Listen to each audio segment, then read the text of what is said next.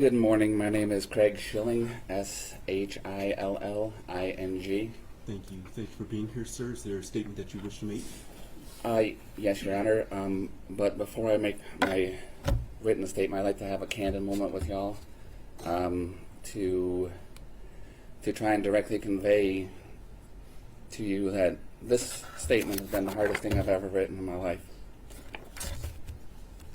You guys have the condensed version, 15 minutes or so, but it took me months and months and months, and I've swam through raw emotions trying to get this done.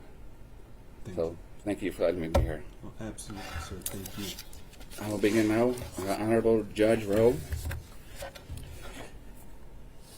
I am here before you today as a direct result of the horrible crimes that were committed back on November 30th, 2021, the day that my son was murdered.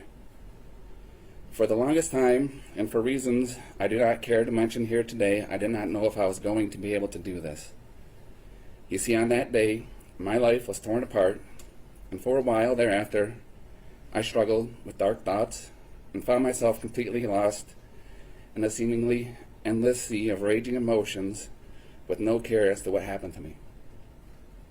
And grief had consumed me and has squeezed out every bit of joy and happiness in my life. Still, today it's uncertain if I'll find my way back. The events that took place that day have rocked 3 generations of my family and has altered our future forever.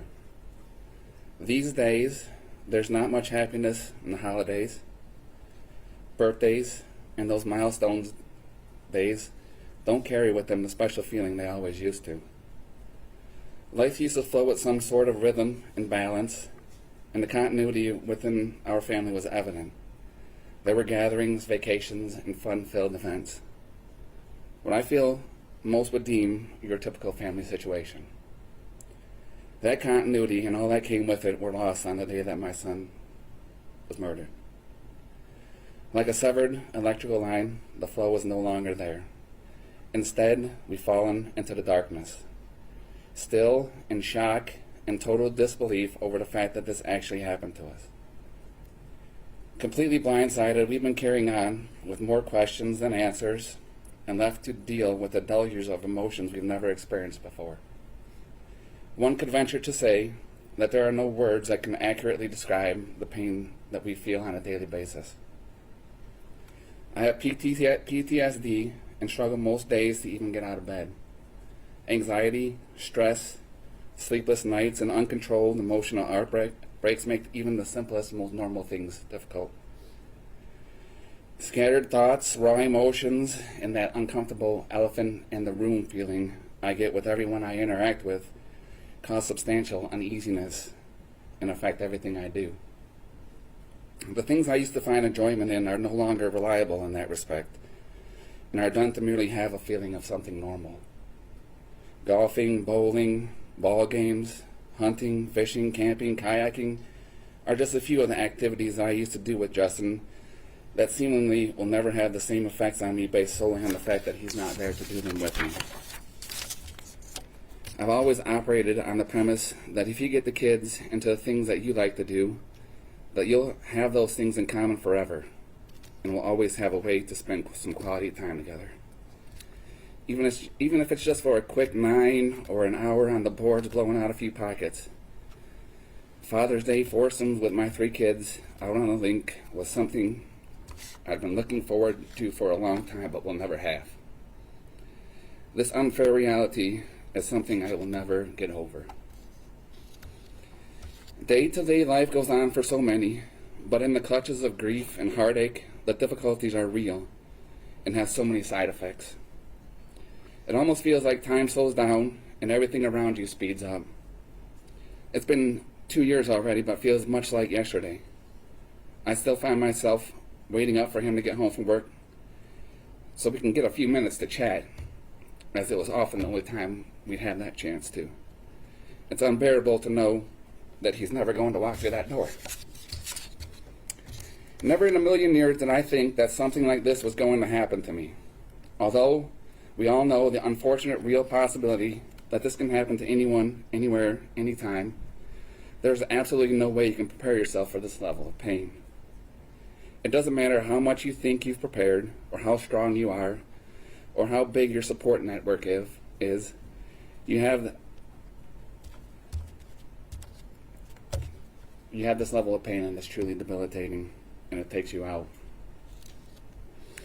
Having seen news reports and documentaries on tragedies of this nature, I don't feel it uncommon at all to watch in horror and disbelief that something like this could actually happen. And I've done what I believe many others have done, and that's have thoughts of how I might feel or act if something like this ever happened to me. Well, now that it has happened, I can 100% assure you that the worst thoughts or feelings you may have do not hold a candle to how it actually feels.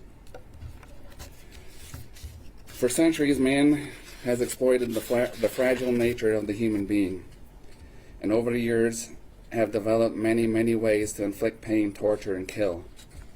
Millions and millions of human beings have met their fates by way of such devices. As we have all learned in school, there is a full spectrum of reasoning behind these perversions. Although throughout history, those reasons have been widely understood, the sheer brutality of senseless violence has never sat well with the human psyche. So we have evolved till now, and in our modern society we have established laws and regulations to essentially protect ourselves from ourselves.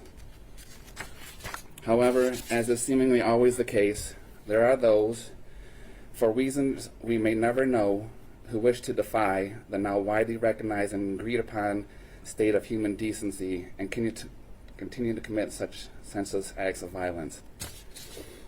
In my opinion, it takes a deeply disturbed individual to leave the compass of basic human decency. The act of taking another human being's life is not only exasperating but extremely selfish and unjust. I believe that once an individual crosses the boundaries of basic humanism and admittingly maliciously kills another person, that individual should meet the same fate. Unfortunately, based on the laws that govern our land, this has been deemed inhumane and is widely frowned upon in modern society. So in lieu of execution, I feel strongly that the individual should never be allowed to walk among his peers again. And this is why I'm going to ask you to lock this son of a bitch up for the rest of his pathetic life. His blatant lack of human decency and disturbing thoughts on life in general do not in any way warrant a second chance. My son doesn't get a second chance, and neither should he. This individual has proven by carrying out these heinous and completely unnecessary acts of violence that he should never be considered fit to rejoin a society that despises this exact behavior. His very name should be condemned, recognized only by his cowardly, vile, and malicious defiance of human law. Now, with all that being said, I'd like to direct my comments toward this disgusting individual I speak of. He sits across the room from me at this very moment, dressed in orange, emotionless. Although I'm sure he may have a half-baked idea of just what I'd like to do to him, I'm not quite sure he has adequately envisioned the exact nature of this idea. I'd really like an opportunity to physically show him how much pain he has caused me and my family. But in a civilized society, governed by complex laws such as ours, this type of display is not permitted. But you can rest assured, you piece of shit, that baby bird screams would pale in comparison to the screams that you would exude if I were only able to show you. But luckily for you, they won't let me. So I will hope, with every bit of hope I have left, that with every passing thought or memory you have about what you've done, you remember my statement, and take time to imagine it happening and recognize it in the worst way possible. I've tried to put myself in your shoes, and over tried to imagine what could have possibly been so horrible in your life to have caused you to commit these crimes.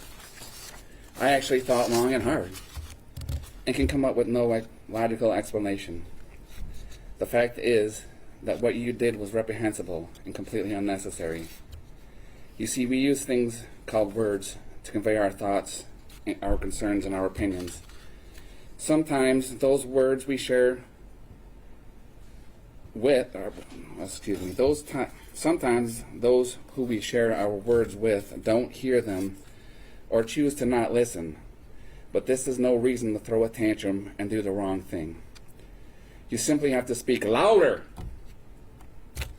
and to more people until you get the results you desire. Life is not easy in any sense of the word. It often feels cruel and unfair, but what you have obviously overlooked is the fact that life is the most precious gift each and every one of us receive, and you have completely wasted yours.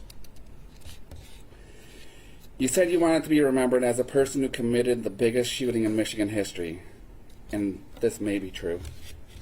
But I will have it entered on file at this time, on this day, for the world to know forever that Ethan Crumley should be remembered as the biggest coward in Michigan history, an individual who unfairly preys upon unsuspecting and helpless lives without the courage to meet their same fate. A truly detestable and ignominious excuse of human being. Now, my last words for you before I conclude is that I truly hope your new roommates welcome you in properly and show you the kind of treatment you can only get on the inside, as it's clearly all you've ever wanted. And it is my hope that there is some kind of pain involved. I also think that as you rot away, lamenting over your wasted life, you should take time to ponder the fact that though you may have taken 4 lives, the selfless gesture of organ donation by my son saved at least 5 lives, thus overshadowing your delusions of grandeur and effectively nullifying all that you feel you've accomplished. Stew in that for a while, and maybe you'll realize that as long as there are good people in the world, willing to selflessly give of themselves to help others, evil will never triumph. My final thoughts are directed towards everyone else. It is with every bit of my heart that I offer all who have helped my family over the course of the last couple of years the sincerest thank you. The sheer magnitude of humanitarianism and goodwill that came in from all over the world has been humbling and has gone a long way to showing me there is still good out there. I strongly believe that it resides within each and every one of us, and that it is our responsibility as human beings to let our goodness shine onto everyone we interact with, whether we like them or not. Because the way we treat each other, both directly and indirectly, affects the lives of more people than you can imagine. Not to mention, it's simply easier to do. I beg of you all, please be kind to one another and put your energy towards walking the path of the righteous and do your part to help eliminate these types of tragedies. Thank you for listening this morning. I wish you all the very best. Thank you, sir. And I know that that wasn't easy for you, so thank you for your statements this morning. They did not fall on deaf ears, and I am very sorry for your loss, sir. Thank you. Thank you.